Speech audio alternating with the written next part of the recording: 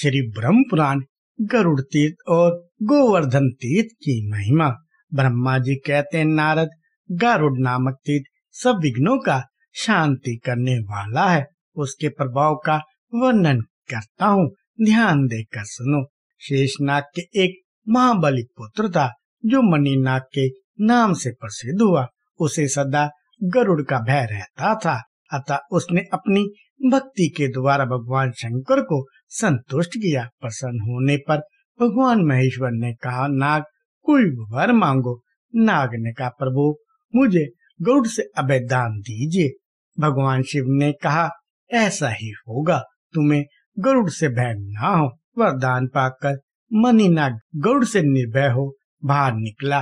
वह क्षीर सागर के समीप जहाँ भगवान विष्णु शयन करते हैं, इधर उधर विचरने लगा। जहाँ गरुड़ निवास करते थे उस स्थान पर भी वह जाया करता। गरुड़ ने उस नाग को निर्भय विचरते देख पकड़ लिया और अपने घर में लाकर डाल दिया। इसी बीच में नंदी ने जगदीश्वर भगवान शिव से कहा, देवेश्वर, अब मणिनाग नहीं आता है। जान पड़ता है गरुड़ ने उसे खा लिया या बांध रखा है। यदि वह जीवित होता तो यहाँ आए बिना ना रहता। नंदी की बात सुनकर भगवान शिव ने नाग की अवस्था को जान लिया और कहा, वह नाग गरुड़ के घर में बंधा पड़ा है। तुम शीघ्र जाकर जगदीश्वर भगवान विष्णु की स्तुति करो और गरुड़ के द्वारा बंधन में डाले हुए नाग को मेरे कहने से ले आओ। प्रभु की बात सुनकर नंदी स्वयं लक्ष्मीपति के पास उपस्थित हुए और भगवान शिव की कही हुई बातें वहां निवेदन की। तब भगवान नारायण ने प्रसन्न होकर गरुड़ से कहा, विंता नंदन, मेरी बात मानकर नंदी को वह नाग लुटा दो।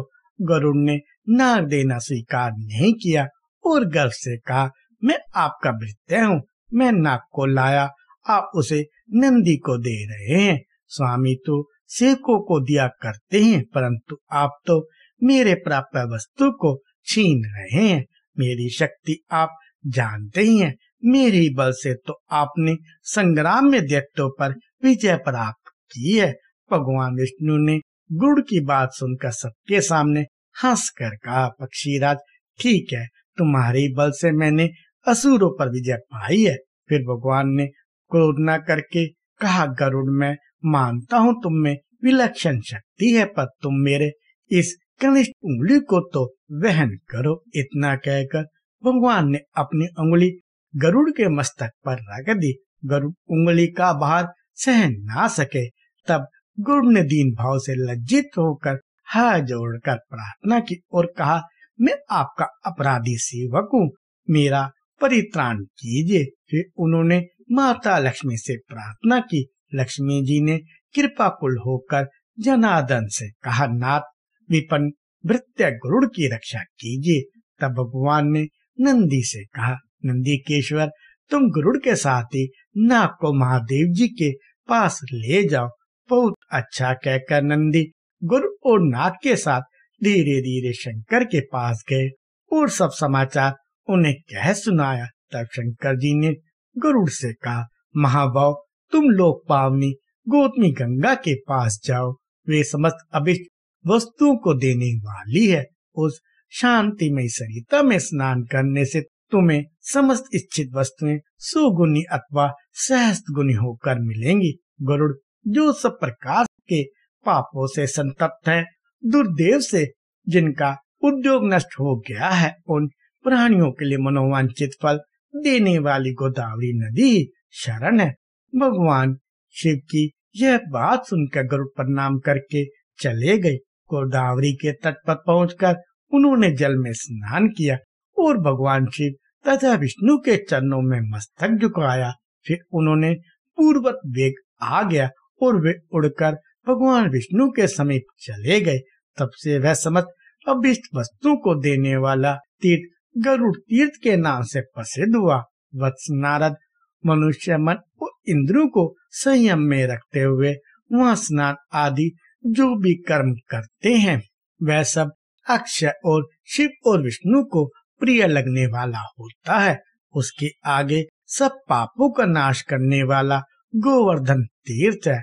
वह पितरों के लिए पुण्यजनक और स्मरण मात्र से पाप दूर करने वाला है। नारद, मैंने उसका प्रभाव प्रत्यक्ष देखा है। पूर्व काल में जाबली नाम से प्रसिद्ध एक किसान ब्राह्मण रहता था। वह दोपहर हो जाने पर भी हल से बैलों को खोलता नहीं था। उनके दोनों बगल में और पीठ पर चाबुक मारता रहता था। उसके दोनों बैल सदा आंखों में आंसू बहाते रहते थे।